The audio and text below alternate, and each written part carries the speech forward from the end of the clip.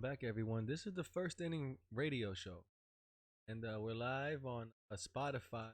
Find us there, searching First Inning Radio Show, Biggs Bomber 2011, and on Facebook, Instagram, and Twitter by BX Bomber 2011. You can search that, or just Google the First Inning Radio Show, and you'll find it where platforms meet you.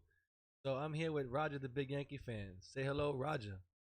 Hello, good evening, BX Bomber. We are recording on January 23rd, 2020, and everything's going pretty good. And congratulations to both Derek Jeter and Larry Walker for making the Hall of Fame, with Jeter making the Hall of Fame with 99.7% of the vote.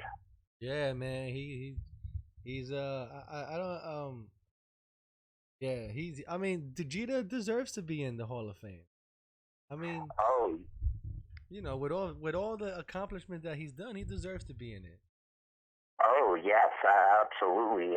Jeter's career really was spectacular. He had 1,311 runs batted in, Right. 260 career home runs, and 3,465 career hits. Do you know? I did a little podcast on Spotify for the First Inning, right? And I Mm-hmm. spoke about overrated or underrated of Derek Jeter, right? Mm-hmm. And believe it or not, did you know in the Hall of Fame, right? And among shortstops, he's like the worst of the WAR. You know the WAR, WAR. He's the Oh, worst yeah, one yeah, in the wins above WAR. replacement. Yeah, right. Wins above replacement. He technically is the worst defensive shortstop ever, and it's just mind-boggling how that is because I don't see it that way. I think that Jeter was the greatest defensive ever played, next to Omar Vizquel, in my opinion. Oh, yeah. Well, when you look at Jeter's career, he is the Yankee leader in doubles, 544, games played, 2,747, stolen bases, 358, times, times on base, 4,716, plate appearances, 12,602, and official at-bats, 11,195. And he had 14 All-Star appearances, and he had 5 Gold Gloves and 5 Silver Slugger Awards, two Hank Aaron Awards, and 1 Roberto Clemente Award. Wow, look at that. And he was the 28th player to reach 3,000 hits with that home run against the Rays. You know, he had his 3,000th hit with that home run against the Rays, which was incredible. And he's the 28th shortstop in the Baseball Hall of Fame. Yes, exactly, and the 28th player to reach 3,000 hits as well. Wow, that's something too. And you know something? He's ranked out of those shortstops number 6. Out of all those shortstops, number 1 is Honus Wagner. Yeah. Honus Wagner really goes back to the earliest part of the 20th century, in the late 19th century as well. Honus Wagner, yes, exactly. But Jeter really had a great career with 2,747 games played, 3,465 hits. He had a career batting average of 310. He had 260 career home runs. He had 1,311 runs batted in. And he just had incredible numbers. And, of course, the Yankees retired his number 2, in 2017. And, of course, Jeter was drafted right out of high school in 1992. And he debuted for the Yankees in 1995 at the age of 21. And he won the Rookie of the Year award in 1996. And, of course, the Yankees won the World Series that year. So he was very instrumental in the Yankees winning the World Series. Yeah, that's right, man. He was a big part of it. All of them were. No, but Jeter was like he was the captain. He was the leader of that team, of that squad, though. Because Oh, he was really leading by example. Oh yes, I mean he was very mature for his age, winning the Rookie of the Year in 1996, and of course in the year 2000 he won both the Most Valuable Player for the All-Star Game and the Most Valuable Player for the World Series that year. In 2000, he was the All-Star MVP and the World Series MVP in 2000. Right, and also remember, um, to George Steinbrenner, Derek Jeter was his modeled player. He Oh was yeah, everything. Jeter was everything he wanted in a player, and he wanted that to be every player in on the Yankees. Jeter. oh yes. Well, he was a very classy player. Derek Jeter did get into a little trouble, a little minor trouble with George Steinbrenner early in his career when he was dating Mariah Carey for a while, and Mariah Carey often would do her musical performances and her recording studio late in the evening. And Derek Jeter was spending a lot of time hanging out with Mariah Carey. And George Steinbrenner actually brought him into the office to tell him to settle down a little bit because apparently his late nights with Mariah Carey were actually affecting his play a little bit. Yeah, that was towards the middle of his career. Right.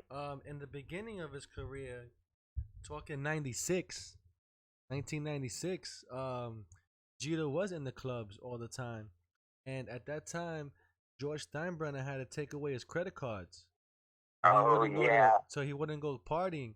And then from that, they made that commercial by Visa that that that that George Steinbrenner calls Jeter into his office and he takes away his credit card and he goes, "Not again," something like Yes, that. exactly. You know, so yeah, Steinbrenner, man, he was their father, even though he was on top of them, like he should be. As Oh yes, absolutely. And Jeter was the most heavily marketed player of his generation. I have a Jeter jersey. I have two Jeter jerseys, a home jersey and a road jersey. And Jeter was the most heavily marketed player of his generation. And he was born in Pequannock, New Jersey, but his mother and father moved to Kalamazoo, Michigan. And what he did is he spent his school year with his parents in Kalamazoo, and then in the summertime he spent with his grandparents in New Jersey, and they were regulars at Yankee games at that time, with him becoming a very big Yankee fan as a kid. yeah, he grew up to the Yankees, and man, that's crazy, man. That's one hell of a story, right? Yes, exactly. And he was drafted right out of high school, as I said. He went to Kalamazoo Central High, and in his senior year of high school, he hit 508 in the senior year, and the Yankees drafted him sixth overall. The Yankees drafted him sixth. And of course, he also was in the World Baseball Classic in 2006, playing for Team USA. That's right. He played shortstop there too, and they didn't do Right, well, but they tried. You know? right, exactly. And as we know now, Jeter is the CEO of the Marlins and also a part owner of the Marlins since 2017. He's owner And and general manager, right? right, he's a part owner. He's a partner as a part owner. Some of the other Marlin owners hold the larger percentages, but he is also the chief operating officer as well Right. of the Marlins. And Jeter has homes in Marlboro, New Jersey, and Greenwood Lake, New York, and a home in Tampa, Florida. That home in Tampa, Florida is one heck of a huge mansion. Oh yeah, that's the one he built from scratch too. Right, and he finally got married after his career was over. He married model Hannah Davis in February 13th, 2017, and the couple have two daughters now. Wow. Yeah, man. Too bad they're not gonna get to see him play, right? Right, right. Well, all during his career, he said that he didn't understand how other players were able to maintain a family life with children and also play Major League Baseball, because there was so much time spent on the road and so much time dedicated to playing Major League Baseball that he really found it amazing that players can maintain a family and have kids and play Major League Baseball. So he chose to stay single until after his career. No, it's true, man. A lot of athletes, not only him, football players, all of them, because I don't know how they can be away for so long and be okay with it. You know, it's hard Yeah, life. it is very difficult. You know that they play half of their games at home, but then the other half of the time they're flying around to different cities around the country and spend a lot of time away from their families. That's true, because they have other business arrangements. Right, You know. exactly. So he chose to stay single, and then he finally got married after his career was over. And I really have some wonderful Jeter memories myself as a fan for so many years. One of the huge ones was in September 11, 2009. I was there with my friend Lynn Marie, who has unfortunately passed away. She was a very good friend of mine, Lynn Marie. And we were at the game on September 11, 2009, and it was a very rainy, crummy day, crummy evening, very rainy and misty and foggy. And we saw Jeter get the hit that moved him into the number one spot for the all-time leader in hits for the Yankees with 2,722. He got a hit down the first base line, and I was there with my good friend, the late Lynn Marie, who has passed away. And I was also there for the first Derek Jeter Day as well, when they were honoring him the year he was retiring. Wow, man. I got it. I got the dirt from when he passed. I got the dirt from when he passed Lou Gehrig. Right. I know. I was at the game. I didn't get any dirt from it. It was a really lousy night. We had our ponchos on, and it was rainy and crummy, and that was the night that he got his hit. And that was they were playing the Orioles, and both teams were wearing special September 11th hats. They were like red USA hats that they were wearing, both the Orioles and the Yankees. Right. Very, very crummy weather.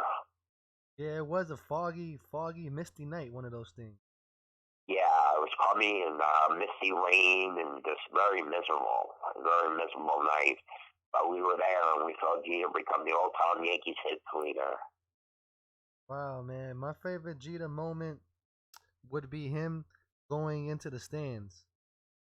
Oh, yeah. Well, I mean, there were so many that, I wasn't there for. Of course, how about the play to get Giambi coming home, but with the Oakland A's in 2002, when the Yankees were playing the A's in the playoffs, and Jeter ran across the field and made the flip to get Giambi coming into home plate, where the ball was thrown in, and Giambi was coming in to score, and Jeter ran all the way across the field and down the first base line and picked up the ball and flipped it in order for the play to be made. Yeah, man, and believe it or not, they used to practice that in spring training. That's how they did it. Right. That was an amazing play. And I also remember when Jeter was out for the entire season, when he got injured, I believe in Toronto, sliding into third base and dislocated his shoulder.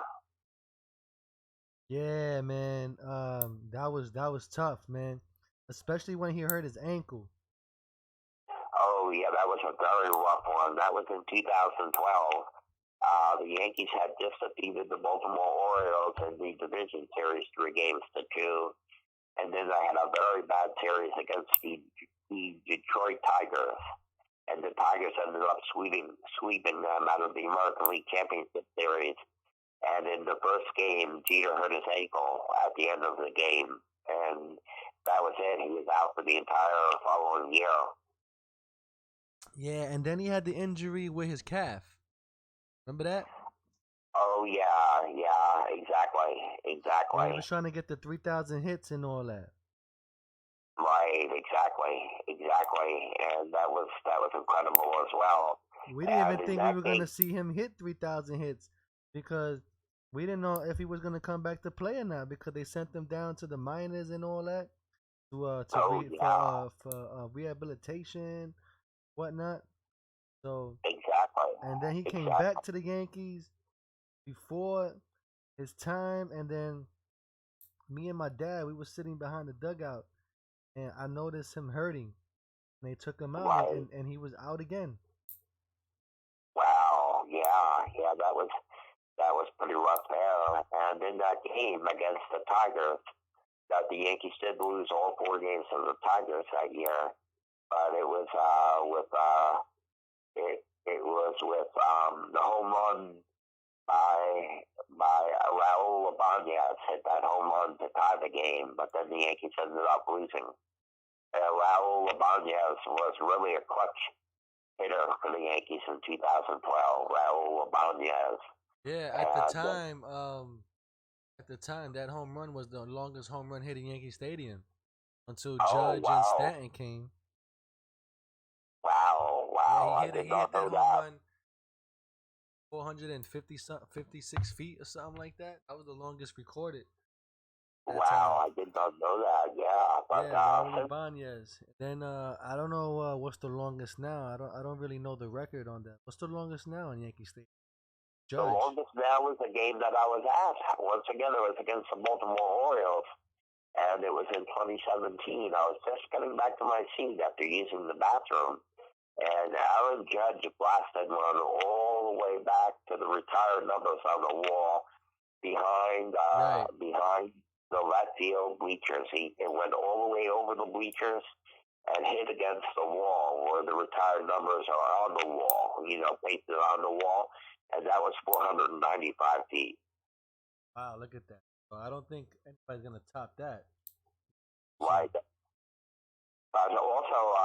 Also, A-Rod hit a couple 500 footers as well, but I don't remember if they were at the new Yankee Stadium or the old Yankee Stadium. It might have been old Yankee Stadium because I know for a fact it was Raul Ibanez that had the record until Judge. Oh, okay, It has it and in the but media. If you read the media guide, it says it in there. wow, yeah, I'll be looking at that as well. That is incredible, and I appreciate you sending that to me as well. And I'm looking through that quite often. Yeah, we got to get the updated version now. But now there's more stats. Oh yes, every year, the stats continue on. Yeah, they But broke I a lot also of want to. records too last year too. A lot. Oh yeah, well, 306 team home runs with the Minnesota Twins hitting 307 team home runs, and the Yankees hitting 306. And that was incredible right there, the amount of home runs. But I also want to say congratulations to Larry Walker, who is a very fine player. Larry Walker is a Canadian citizen, and he spent many years with the Colorado Rockies and probably maybe been to the Hall of Fame. So he and Derek Jeter are the class of 2020 going into the Hall of Fame. No, he deserves it. He was a hell of a player back in the day too. Yes, exactly. So it is Jeter and Larry Walker going into the Hall of Fame, and Jeter just didn't have tremendous numbers, and he was just such a very classy player. You never heard about Jeter getting into any trouble or having any controversy.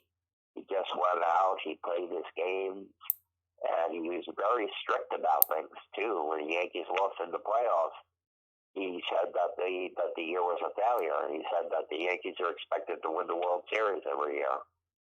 Yeah, that's right. It's true, man. And George Steinbrenner expecting them to win every game. I know, and so Jeter was a very classy player and a fantastic player. Remember when Tony Fernandez stole his glove? Oh yeah. Well, Fernandez,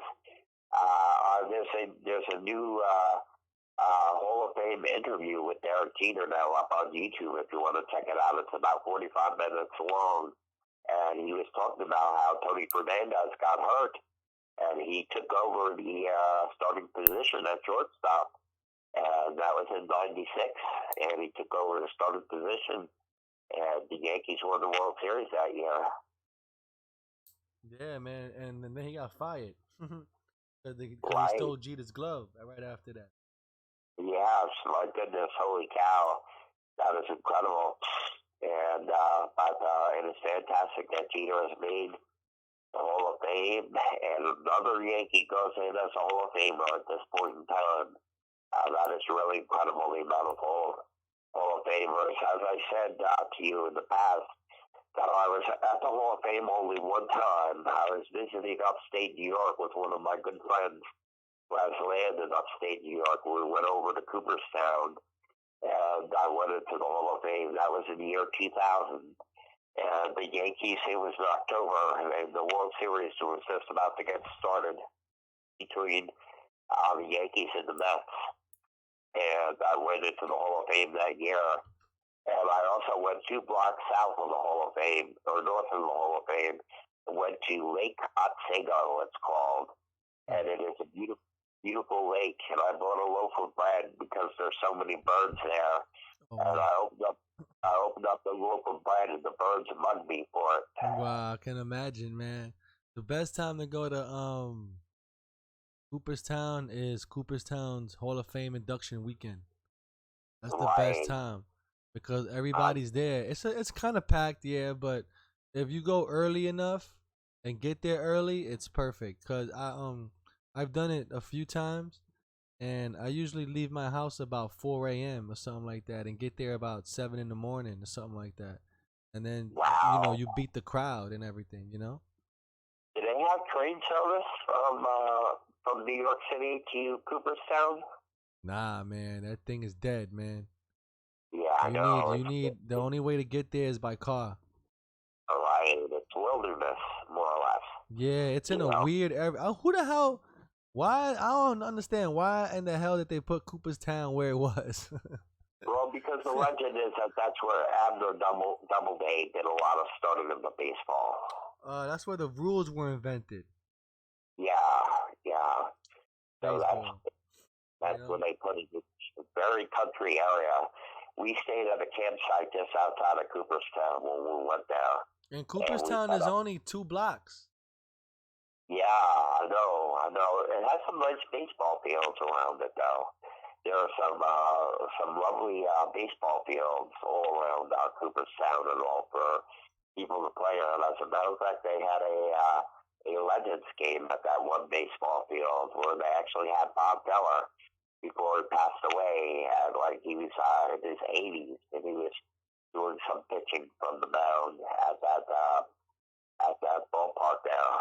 Wow, man. Yeah, that's they have the Legends games that happens at Doubleday Field. That's right behind Cooperstown. The Baseball Hall of Fame Museum is right behind the Doubleday Stadium. Right, and the Yankees, the Yankees are going to be playing this year at the Field of Dreams, at the site of where the Field of Dreams movie was made. I think the Yankees are playing down this summer.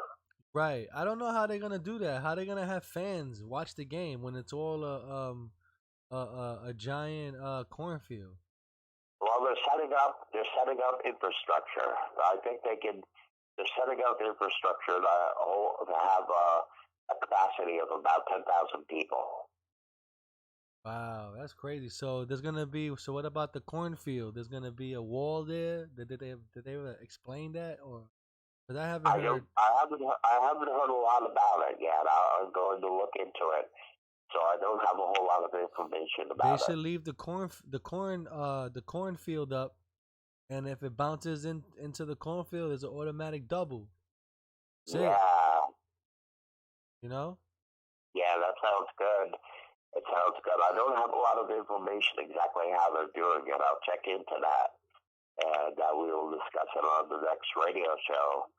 But it is fantastic that Jeter was able to get to the Hall of Fame. And I'm very happy for him, and he was a very classy individual. Yeah, man. Watching the Hall of Fame introduction there, when they give him the jersey, the Hall of Fame jersey, Right. You know what I miss about Jeter is his smile and his Oh, yeah. personality. You know, he had that joking type of personality, you know, which the team doesn't have anymore. Really. Well, he was a handsome guy. He was a personable, handsome guy. And of course, when he was young, all the girls would come to the stadium holding up signs asking Jeter to marry them. Yeah, you know. I don't know if the Yankees have that like charisma like that, but Jeter was he had a glow to him, you know? Oh, yeah. Yes. Well, Jeter had these piercing blue eyes.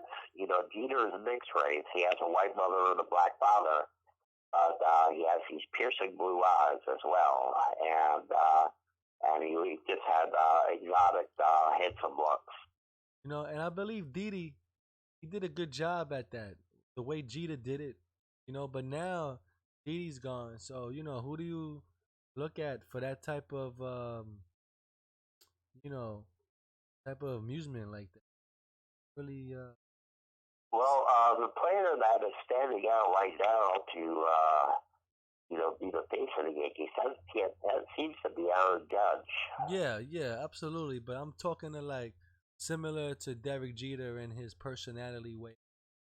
You know, his well mannered of speaking, you know, charm, you Well, know. all the Yankees, I have to say, there's only going to be one Derek Jeter. He is a once-in-a-generation player. But all the Yankees carry themselves very well. I mean, there have been some controversies with the Yankees. I mean, when you take it back to the old days, Babe Ruth was a really wild individual. Babe Ruth, he was a glutton and a womanizer and a drinker, and but they kept a lot of that out of the media at that time period. That was not promoted. But Babe Ruth, went to the speakeasies because Prohibition was taking place in the 1920s, and he was a regular visitor to the Yeah. speakeasies and involved with ladies of the evening and eating 10 hot dogs before the game and soda pop. And, he was a wild individual, Babe Ruth. And Mickey Mantle was also that way himself. Mickey Mantle was a real carouser as well. Yeah, sure was. But Jeter was just a very classy individual. He's like a once in a generation player type of guy. And many of the Yankees today carry themselves very well. Yeah, I mean, in my opinion, I mean everybody's gonna vote that Judge is the guy, right? I think we can all agree that Judge is the guy. Right. You know, but I think right now, the way the players are, I think any one of them could be the guy. Yeah, they all present themselves very well. I mean, they have to represent the Yankees, and they have a certain amount of pride. The pride of the Yankees, the Lou Gehrig movie. And the players have a certain amount of pride and have to represent themselves properly, playing for the Yankees. I mean, Gardner, he did a great job there too. You know, Oh, I yeah. know this Yes, is his last year, allegedly, but he was a team leader there. You know, and you know I just, what? I think Brett Gardner, he won a championship, so he deserves a plaque on the wall. oh, You know. yeah, yeah. Well, I can see Gardner going on. They have a player option for him for next year. I can see Gardner going on for a few more years. Gardner is going to go down as a career Yankee, I believe. Oh, most definitely Yankee, but man, I hope he brings back that bat, man, because we need him to start hitting. You know, get Oh, some. well, remember last year, which was a home run year. He hit his career high in home runs last year with 28 homers. Yeah, man. So hopefully he could bring that bat again.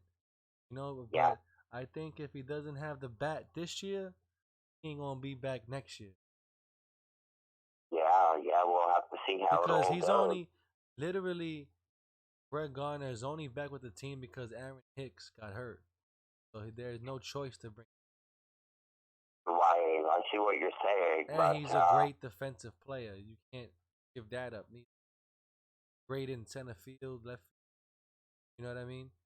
the Yes, best he did. fielder. I think he's the best fielder the Yankees have. Oh yeah. He's an incredible fielder, and he still is very fast. I mean, he may have lost a step. I believe he's going to be 37 this year, but he may have lost a step. But he is still very fast, a very fine fielder, an outstanding fielder, and one of the team leaders. He can be a little bit of a hothead. You know, he started the whole taking the bat against the top of the dugout thing, Yeah, and that's you why know I the whole say battle. anybody. That's why I say any guy could be the guy. You know. You know that started on our doubleheader against the Rays in July. That's right. Yeah, with the Aaron Boone thing. You know, with Savages in the Right? box and all that. That started at our doubleheader together in July, and of course we met out with James, section 420, and we were sitting in the bleachers for that game. Had great seats in the bleachers, and it was a little bit better that day. We were in the middle of a very bad heat streak was going on. A very bad heat situation was going on. It was a little better that day, and it was a very cloudy day. And I stayed for the entire first game. But we left about the fifth or sixth inning of the second game. I just recently watched that vlog. Yeah, that was a doubleheader that day. Yes. The fifth or sixth inning of the second game, and the Yankees won both those games 6-2 and 5-1. And we met up with James, and that was my. And then for that Saturday game, I did not go. I gave up the ticket because that day was a 104-degree day with 110-degree heat index. Yeah, that's wild, man. It was very bad that game. I couldn't. Yeah, I was almost flustered, man. I was yeah, flustered them games. So if I was messed up, you would have been totally screwed. right. See, the funny thing about you is you live right next to Yankee Stadium, so you could just get yourself home and get into the air-conditioned apartment. You know, Right. with me, I would have to haul my butt back on the subways and the bus and all of that. Yeah, man, that's terrible, man. It's terrible. You know. But anyway, my throat is getting a little as the people might not know. I've still got a little bit of a nasty cold, and I think I might want to end the radio show here. My nose is getting a little stuffy, and the throat is starting to go a little bit. But this was a very good show. Congratulations to Jeter making the Hall of Fame again. Right, man. So search the first inning radio. Google that. Spotify everywhere you can hear it. And BX Bomber on Twitter, Facebook, and we'll see you soon. See you in the next one. So long, everybody. Take care. See ya.